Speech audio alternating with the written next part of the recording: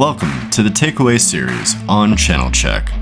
The high-energy 2023 NAB Show was the pinnacle event for all in the global broadcast, media, and entertainment industry, in an environment that fostered investment ideas. Noble Capital Markets Director of Research and Senior Media and Entertainment Analyst Michael Kupinski was there. First, you'll get a brief C-suite description of the company. Then Michael will moderate a fireside chat. Enjoy the takeaway from the 2023 NAB Show.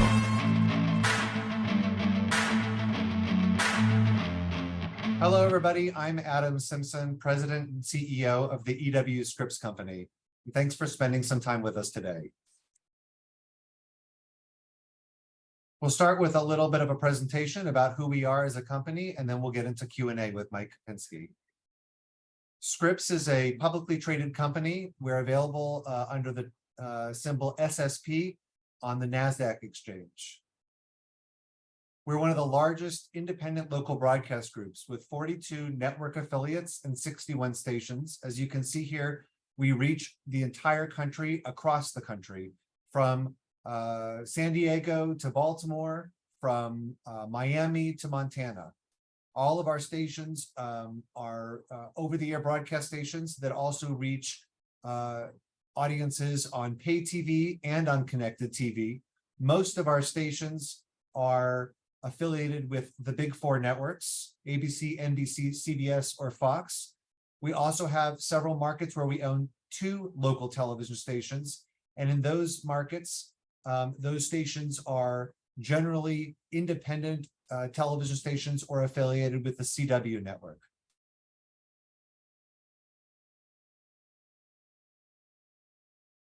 We're also the owner of the largest collection of over-the-air networks or multicast networks. These networks include networks like Bounce, which is the nation's largest over-the-air African-American network, Court TV, Scripps News, Grit, Defy, Laugh, and Ion Mystery. And of course, we're also the owner of Ion.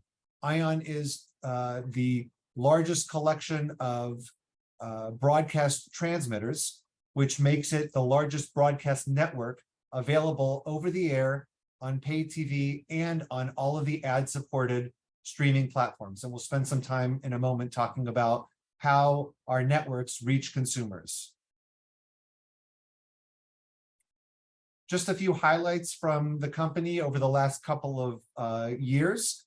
Since our acquisition of Ion back in 2021, we've paid down nearly $900 million in outstanding debt. We received an upgrade by the credit agencies Moody and S&P. We renewed all of our major affiliation agreements with ABC, NBC, CBS, and Fox.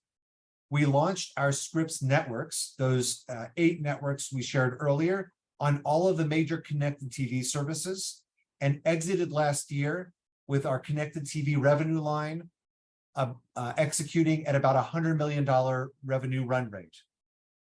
On January 1st, we created Scripps News by consolidating all the national news resources from across our company, including what we used to refer to as Newsy, the over-the-air network Newsy.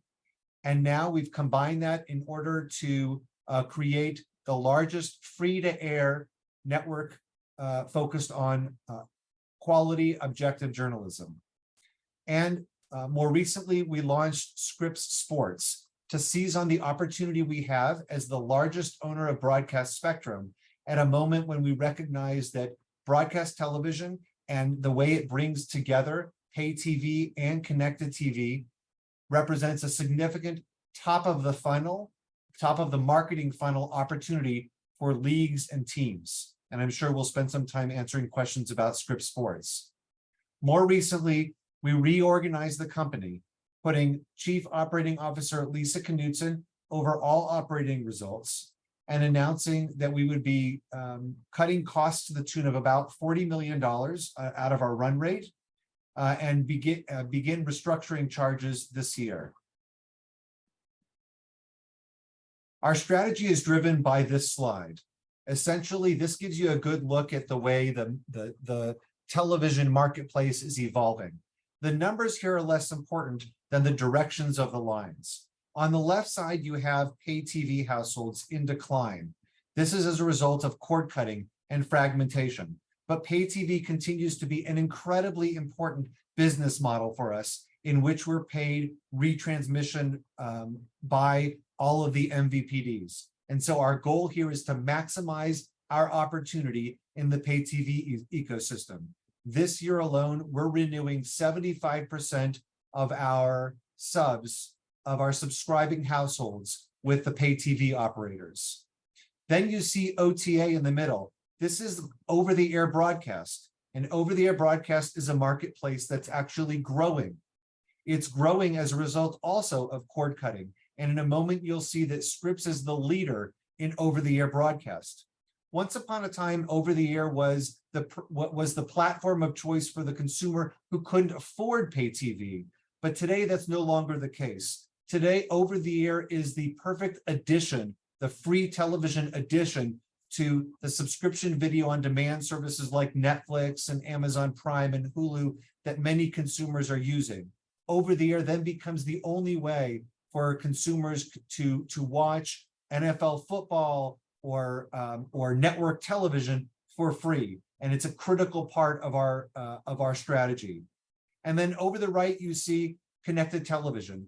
Connected television's growth is slowing because it's essentially reached ubiquity. At this point, almost 95% of homes have a vehicle to reach connected television. And when we talk about connected television, we talk about not only watching television through your internet-connected smart TV, but also through set-top boxes like Roku or Apple TV. And you'll see in a moment how Scripps' strategy is also all about delivering our programming streams and monetizing them in the connected TV ecosystem. Here you see the progress we've made in 2022, aggressively launching all of our Scripps networks across the major connected TV services. You'll notice here the ubiquity by which we reach audiences on these platforms, from YouTube TV, which is a virtual MVPD, all the way down to platforms like Amazon's Freevee and Pluto. We've seen incredible growth over the last year from a revenue perspective and audience perspective in the connected TV marketplace. ION, for example, is the only broadcast network available in the connected TV marketplace.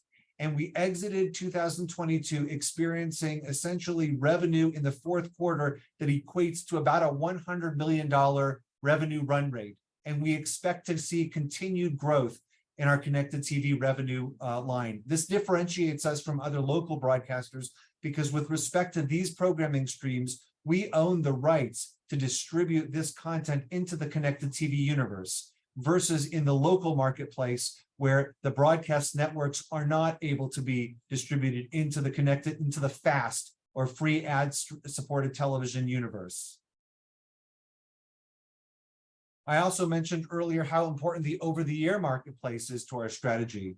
We are the leader in over-the-air programming because of our 8 over-the-air networks. And you see here, when we just look at the share of viewing during prime time in the over-the-air universe, Scripps has almost a 30% share of the viewing. Almost 30% of the audience is watching one of our 8 networks. And that's before you count our ownership of local stations that appear there in the Big 4 networks and the CW. So you can see here, we disproportionately benefit as a company from the continued growth of the over-the-air marketplace. Lastly, I want to touch on sports. I know we're going to get to a lot of questions on sports. We are the largest holder of broadcast spectrum, and we recognize at this moment where the regional sports networks are essentially imploding, and where leagues and teams are looking to balance a measure of reach so they can continue growing their audiences with new opportunities to monetize them, that Scripps was in a unique position. And so we launched Scripps Sports, and the reception we've had in the marketplace has been incredibly warm. We're looking at opportunities to acquire sports rights under a new model, not a model that pays exorbitant fees to leagues or teams, but a model that partners with those leagues and teams to leverage our reach and partner to create greater value for both Scripps and leagues teams, while putting the fan at the center of the experience, because leagues and teams recognize that they need to be seen for the value to be there. One good example of how important broadcast television is taking a look at the way the NFL has done its last deal. The NFL ensured that it would always be available on broadcast television. In fact, though Thursday nights are available on Amazon, in a football team's home market playing on Thursday, Amazon is required to actually resell those rights to local broadcasters, because the NFL understood how important it was for them to have that reach. And we've seen the same theme playing out over and over with the other leagues and the other teams. And that's why we believe Scripps Sports is in such a good position to benefit from the dynamic in the marketplace. And with that, we'll go to your questions, Mike. NobleCon 19 at Florida Atlantic University. Located at the center of one of South Florida's most vibrant and fastest growing cities, Boca Raton offers an unparalleled cultural, recreational, educational, and business environment, the perfect setting for NobleCon 19. Now in its 19th year, NobleCon 2023 will be our biggest ever. We're inviting more companies, larger companies, and dramatically expanding the investor representation. And with the move to the FAU College of Business Executive Education, all new, state-of-the-art 50,000 square foot facility, NobleCon is the gold standard on the conference circuit. NobleCon 19 at FAU. It's time to invest in knowledge.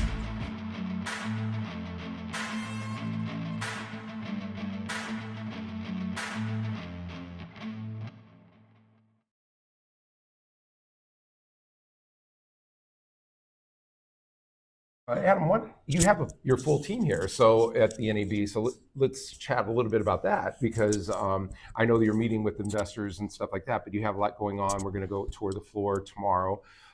Maybe just talk a little bit about why you're here at the NAB, what are you looking for, and what are some of the exciting things that you would like to get out of the NAB this year?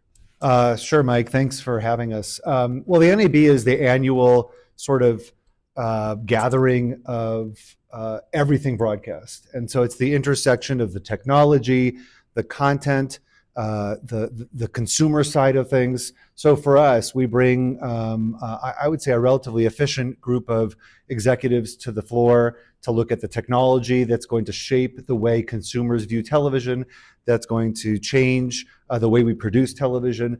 We have industry meetings, not only investor meetings, but industry meetings. I mean, some of the business, the most of the business is not actually done, of course, at the convention floor, but it's done at the hotels around it. So I'll be spending most of my time actually meeting with partners, vendors, other business opportunities. Gotcha. And I know that you had some recent announcements, particularly around sports. So why don't we just chat a little bit about that?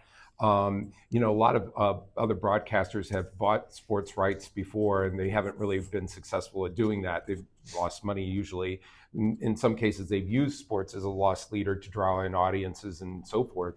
But you have a different model, and you're offering a different proposition. So I was wondering maybe if you could just explain that, because I think some investors are kind of like, oh no, we're getting into sports. That's not a great thing. But I was just wondering if you can just explain to those investors and say why we think this is going to be a good idea. Yeah, things have changed pretty significantly in the sports marketplace and with television. A couple things have come together. First is the implosion of the RSNs. And as the RSN model, because of cord cutting, has really imploded, it's left leagues and teams, owners and fans trying to identify how they're going to move forward. Where are they going to be able to watch their favorite teams or their favorite sports?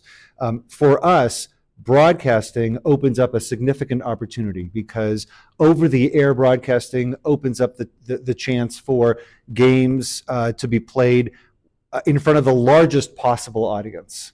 So you think about a local television station, not only does it reach over the air, which is growing, right? It also reaches the pay TV universe, which is of course in decline, and that's what's led to the destruction of the RSN model. But of course, it also opens up the opportunity for a direct-to-consumer offering.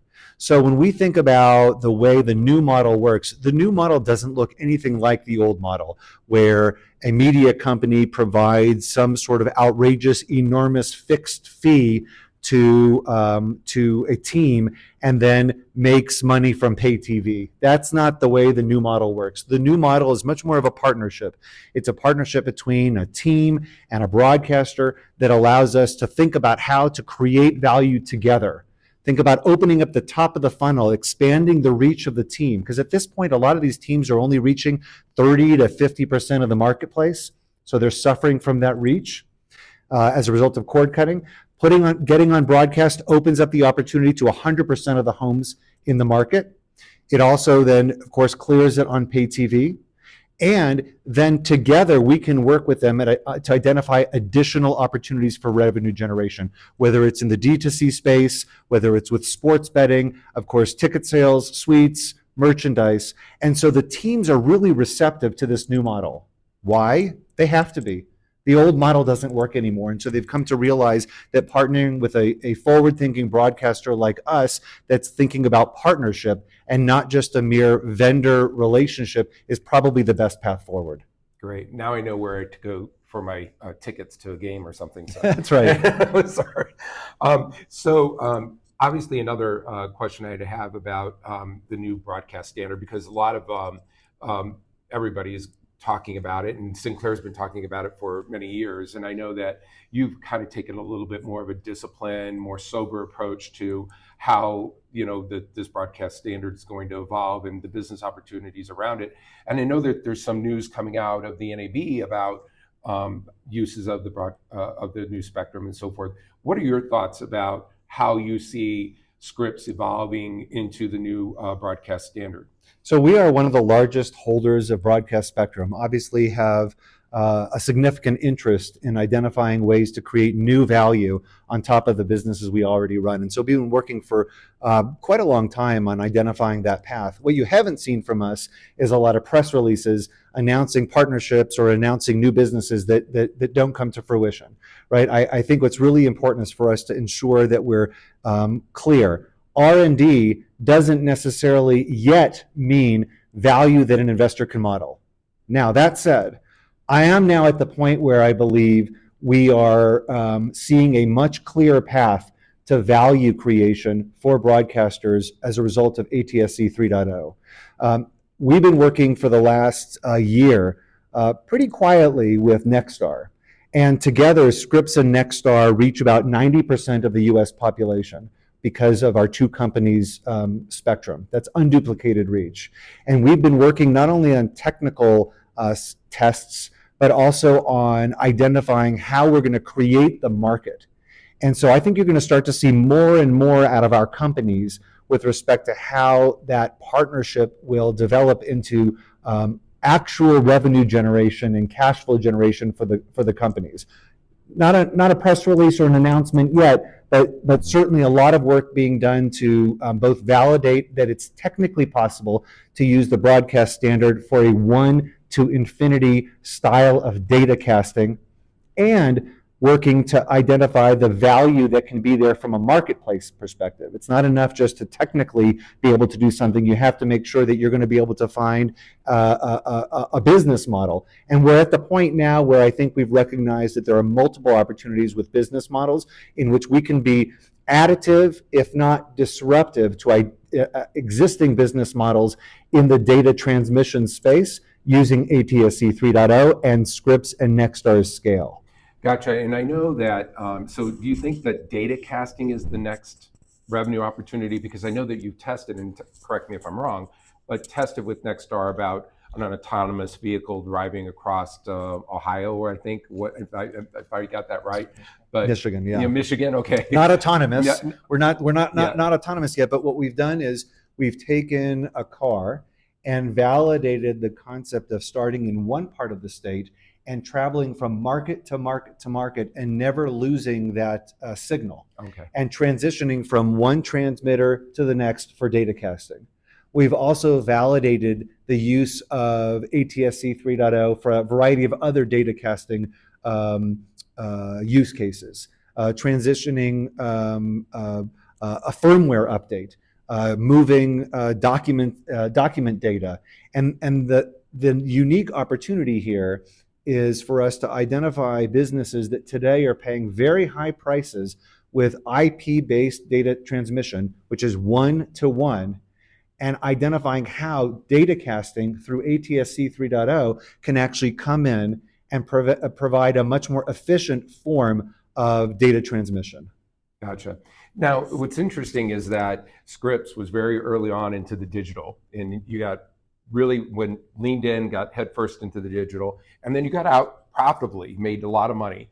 But it seems like now all the buzz at the NAB is companies that are in digital are doing better in the marketplace. And I was just wondering if you could just talk a little bit about Scripps' digital strategy, which is obviously different from the national strategy that you had before.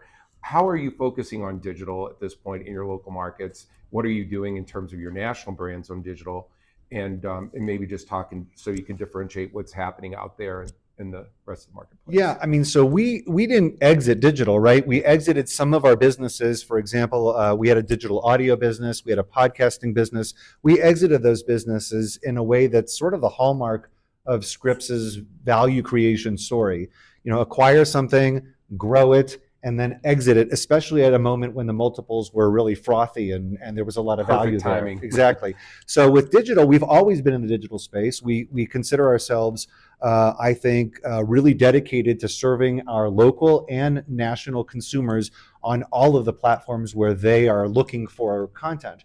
Today, what that means is in every one of our local markets, of course, we are creating value by putting our news content and our local programming content on our websites and on our mobile products, because that's the price of admission for those local brands. We've taken that a step further locally and then have now deployed all of our products into the connected television marketplace locally. And that opens up a lot of opportunity for us to bring those products to our local advertisers. Because at the end of the day, with connected television, you know, spot advertising, a 30-second spot is a 30-second spot, whether it airs over the air or on a connected TV platform.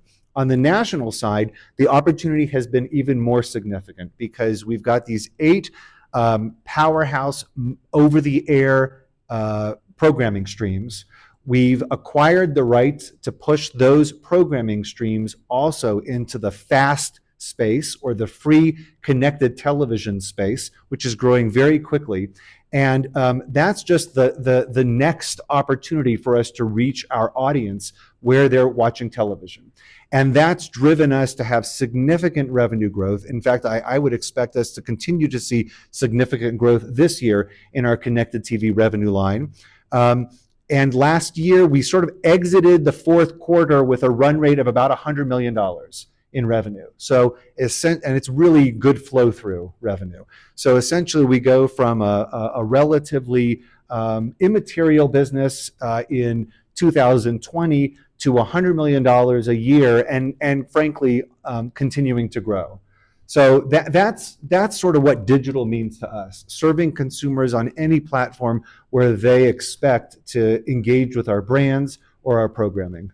Gotcha. And one of the other aspects of the opportunity at Scripps, I think, has been the retransmission revenue line, because of the fact that you guys started from a relatively smaller base and had some time because you had these agreements with Comcast and Time Warner where you weren't getting paid for a long period of time as you kind of launched the networks. Now looks like you're getting to a point where you're going to be catching up a little bit. So you have a good runway, I think, for growth in retrans coming in. So I was wondering if you can just talk a little bit about retrans, because I know a big portion of your Comcast subs come up. Can you just talk a little bit about the retrans opportunity, particularly as we go this year and into next year, and then maybe talk a little bit about the retrans opportunity looking beyond 2024, because I think there's some concern out in the marketplace about retrans and how it might start to show some significant slowing of growth, especially given the competition we're seeing in the MVPDs. Yeah, Jason, you want to take the year, and we're going to have an incredible year, Jason. Yeah, so we have a really good story this year in terms of retrans. We do have about 75% of our subs renewing. That does include some of the MVPDs you referenced. And when you look at what that's going to drive for us, and those renew throughout the year, but that's ultimately going to drive gross retrans growth or in the low double-digit percent range year over year. When you get down to the net, we're going to grow our net dollars by more than 30%, which you can imagine would be some really nice margin accretion. And then as you fast forward to next year, we have another 20% coming due. We're also going to roll past all the renewal schedule from this year. And so you're going to see nice growth again next year. And, I think as you look out over, a 3 or 4 year time horizon, we're going to have a really strong growth CAGR there on both the top and the bottom line. And Jason, I was just wondering, can you kind of just highlight for us what in those expectations of their double-digit growth I know you're talking about? Mm-hmm. Can you just talk a little bit about, the cord cutting and what are you seeing in terms of the virtual MVPDs? I'll get that word out. Yes. And just give us some thoughts about that. Yeah. So, our experience has been that cord cutting on a net basis has been down in kind of that mid-single-digit percent range. That's been fairly consistent for us, and that as you look forward at our modeling, that's consistent with our modeling as you look forward. Obviously, there's puts and takes in there. The traditionals are churning at a higher percent, but the growth in virtuals is kind of netting it back to that down mid-single digits. And when we look at the net economics of the virtual MVPD versus the traditional, on a net basis, they're in alignment with each other. So we see that growth on the virtuals is a really positive thing to help offset the pressure we're seeing on the traditional MVPDs. Gotcha. Can I add one thing? For sure. Yeah. So, one thing that differentiates our story is a little bit about that long-term view that you were asking about. Pay television is under pressure. That's not controversial at this point. We're seeing the sub declines. That's really why our strategy is an all of the above strategy. So this is a moment for us to really push hard to create as much value as we can out of the pay TV ecosystem. That's not going to change. But at the same time, it's also a moment for us to recognize that as consumers cut the cord, they have a couple other options now with respect to television. The first one is plugging in a digital antenna and watching television over the air. And they're doing that in droves, right? Free television is growing pretty dramatically. I mean, back 10 years ago, you would have seen about 7% of homes were OTA homes, over-the-air homes. Those were people that probably couldn't afford pay television. Today, we're moving towards 45 million homes. And those folks are not exclusively always OTA consumers. They certainly watch their subscription video on demand services with Amazon or Netflix. But when it comes down to wanting to watch local television news, when it comes down to wanting to watch the NFL, they turn to free television over the air. And so OTA is an important part of our strategy. Today, our networks, without even counting our local stations, our networks have about a 30 share of viewing in the OTA marketplace. So we disproportionately benefit from the growth of over the air. And then there's the connected TV marketplace. So as consumers cut the cord, they're plugging in that digital antenna, they're looking for that free buffet of channels, and they're turning to OTA where they can get things like the NFL and certainly March Madness on CBS, on our affiliates, and ION, where we own, the number 5 ranked broadcast station, and they're turning to the FAST marketplace, where they're using their smart TV or their set-top box to watch free ad-supported streaming television. And we're obviously very invested in growing that marketplace as well. So this isn't really about sort of holding on tight while we watch the decline of pay TV. We're going to see the decline of pay TV as consumers have different choices, but we're going to monetize pay TV. We're going to monetize OTA, probably uniquely as a broadcast company, and we're going to continue to monetize the CTV marketplace, which is at this point really at ubiquity. Almost all homes have a connected television in one way or another. I think it's lost on investors. I think that point, you're so differentiated from the rest of the broadcast community. I totally agree with that. One thing I wanted to chat a little bit about is about advertising, and I wanted to first talk a little bit about overall television ratings. Ratings are down. It seems like younger demographics, specifically if they're not on TikTok, they're on YouTube. I'm just wondering, what are your thoughts in terms of the traditional television market? How do you see that evolving? Are the kids lost forever, or can we get the younger demographic back, or or is this a dynamic marketplace where you have other opportunities? I mean, I don't think kids are lost forever, and I do think it's dynamic. We can see the strength, for example, of sports as a draw. And sports is not a short form engagement factor. This is not a TikTok factor. This is the reality that people still gather together around a screen. That screen may be different depending on the generation, but they gather together for a linear broadcast of something that's relevant live. And that's live sports and it's live news.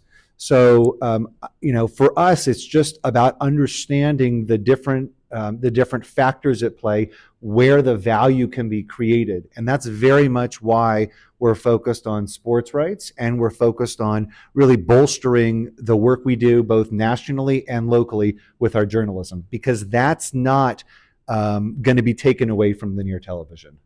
And on the advertising front, a lot of people have been talking about the weakness in national. Of course, we all know about that. It's been going on for quite some time. I'm just wondering, do we see things being a little different than the last cycles? I mean, and I'll ask that question from a different perspective. Mostly, the economy is largely felt in the larger markets, and now it seems like we're starting to even see some of these local, smaller markets, even mid-tier markets, starting to be affected by some of the local businesses, the inflation pressures, and bank credits in some of these markets.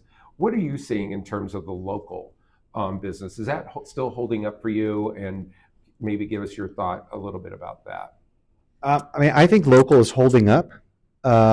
It's obviously being impacted by the national component of local, and certainly inflation is impacting every business out there. Automotive saw actually quite strong growth as a category in the fourth quarter, but some categories are declining as a result of inflation. I think the biggest thing we're dealing with right now is uncertainty, right? This isn't a typical recession. It's not the pandemic. It's not the pandemic snapback. We're not really sure what this is. So everybody's sort of holding on to their money for longer. And what they're looking for is greater flexibility in placing their advertising. It's not that they don't want to advertise, and it's not that television isn't their platform of choice. It's that they're not quite sure what's going to happen next month. And so rather than place a buy for the year or a buy for the quarter, they're waiting. And they're placing their buys in greater proximity to when they expect the run dates to be. I personally think we're looking at a cyclical soft period right now. I don't think we're looking at something that's secular. I think we come back from this and we see people continue to use television in just the same way that they've always used it, especially locally, to drive sales at furniture stores, to drive cars off lots, to move QSR. And I think you're not going to see any difference there. If I think about this quasi-recession compared to, let's say, 2008, the real difference there was we were also in the midst of sort of a revolution in the form factor of advertising. Digital was just getting going. Social was hot. Everybody was moving money to somewhere else. Auto dealers were thinking about lead gen instead of branding. We're not seeing that shift today. We're just seeing everybody in the advertising business suffer from a soft economy. And when the economy invariably comes back, I believe so will the advertising and so will the consumer spending. Mm-hmm. And there's been a lot of talk at the NAB about auto as a category coming back, and you just mentioned it briefly. Are you seeing auto in the second quarter coming back, and particularly dealerships, it sounds like, is a category that's coming back pretty nicely? And what are your thoughts about auto as a category? And I believe is it still a top 5 category? I think it may have slipped, right? Yeah, so I think from an auto perspective, Adam alluded to the Q4 momentum. We also saw auto continue to be relatively strong in Q1 as well. It's about 15% of our total portfolio, or our total category sales. It has not been number one for a while. Services is our biggest category. As Adam alluded to, services is one of those categories that has seen some headwinds tied to financial services, for example, which roll in there, which are impacted by the current rate environment. But we're pleased with the growth we've seen and the rebound we've seen in auto, and we do think we're going to see that as we kind of move throughout the rest of this year. Yeah, we've just now seen I think, the first quarter in which cars are being sold above sticker again, right? And that has to do with the supply chain. That has to do with the chip shortages easing up. Now, the one thing we all have to worry about or wonder about is whether or not some of the turmoil with the banks and the inflation is going to impact financing of cars. But from a supply chain perspective, we've just finally seen supply enough on the lots that the dealers know they have something to move. Gotcha. And I was wondering if you can just talk a little bit about your leverage profile. Obviously, it's a little higher than where the company historically has had it, but yet you generate a lot of free cash flow. So maybe just talk a little bit about your thoughts. Yeah, so we closed last year at 4.7 times. That's certainly higher than we've historically been, tied to a lot of the acquisitions we did over the last 3 to 4 years. We remain committed to debt pay down as our number one capital allocation priority. I do think, and we've talked a lot about the current macroeconomic headwinds, I do think you'll see that put pressure on our ability to really drive down leverage a lot this year. But I think as you look forward to next year, we talked about the retrans cadence this year, getting that full year impact of the retrans step ups next year, the hopes for a rebounding economy, a pretty robust political footprint. I think you see all those things. You'll see us start making really good progress again next year towards our goal of ultimately getting down to 4 and then back down below 4, closer to 3.5. And we haven't really talked about the political, and it was a little bit of an oversight, but some have indicated that we're actually starting to see political being booked now. I mean, I suppose that the Republicans are going to have a debate in August. So are you starting to see political kind of filtering in 2023? Yeah, I think it's starting, and we certainly expect to see this summer it start more in earnest. We've seen a couple of races. There was a Supreme Court race in Wisconsin that was really important and pretty expensive. We've seen some of the off-cycle statewide races in markets, I think, like Kentucky, that are beginning to see some spending, where we should see some more spending through the season as we head towards November. And then, of course, I do expect early spending for the 24 races. I think it's early to quantify that, but I think the momentum will be there, and I have no doubt that local television broadcast will certainly again dominate political advertising spending. You want to throw a number out there for 2024? No. Yeah, you learned your lesson on that. I sure did. Yeah, I sure did. Yeah. All right. Just also was wondering if you wanted to talk a little bit about maybe your inorganic opportunities. You still have a fairly decent profile to where you can actually still lever out there. What opportunities do you think will you focus on? Because you've always been very smart about developing new businesses and then selling them, as we talked about digital, and getting out at the right time. What are your opportunities in looking at M&A?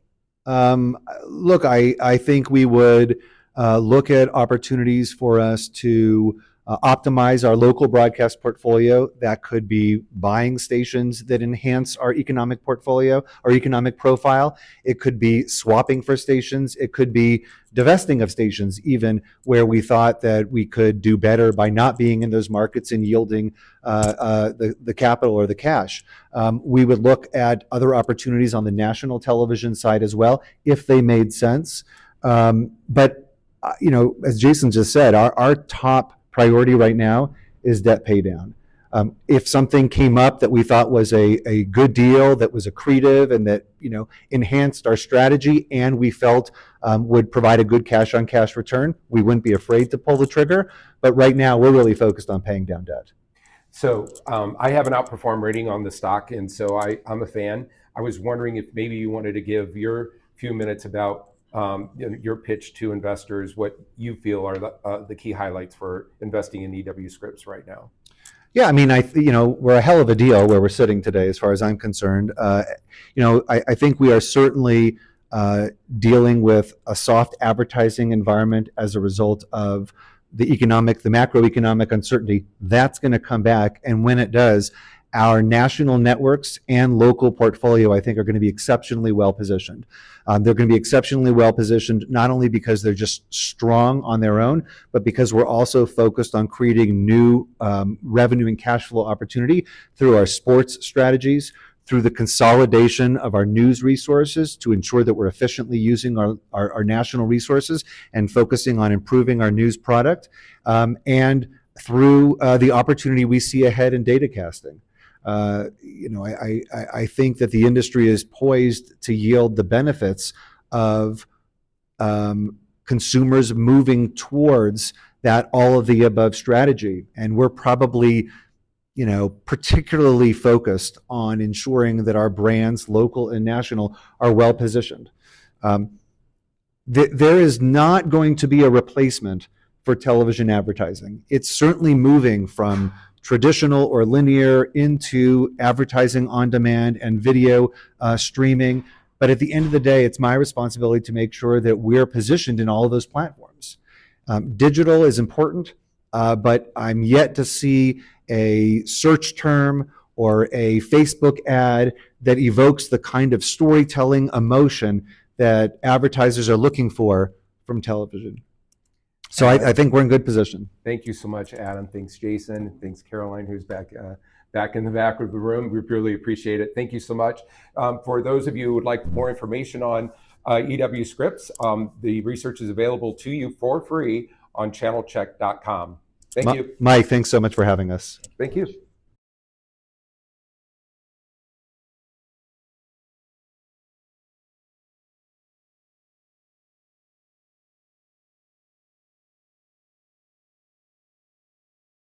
With more than 6,000 small and micro cap companies listed, if you're looking for the next Apple, then Channelchek truly is your tree.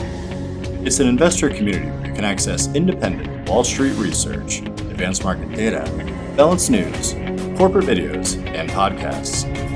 You can even register to attend in-person Meet the Management Series luncheons and to be part of the preeminent annual Small and Micro Cap Investor Conference, NobleCon. And here's the best news.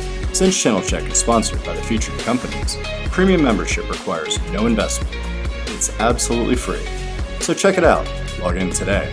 Find out why Channelchek is North America's leading source of research on the companies that just may change the world.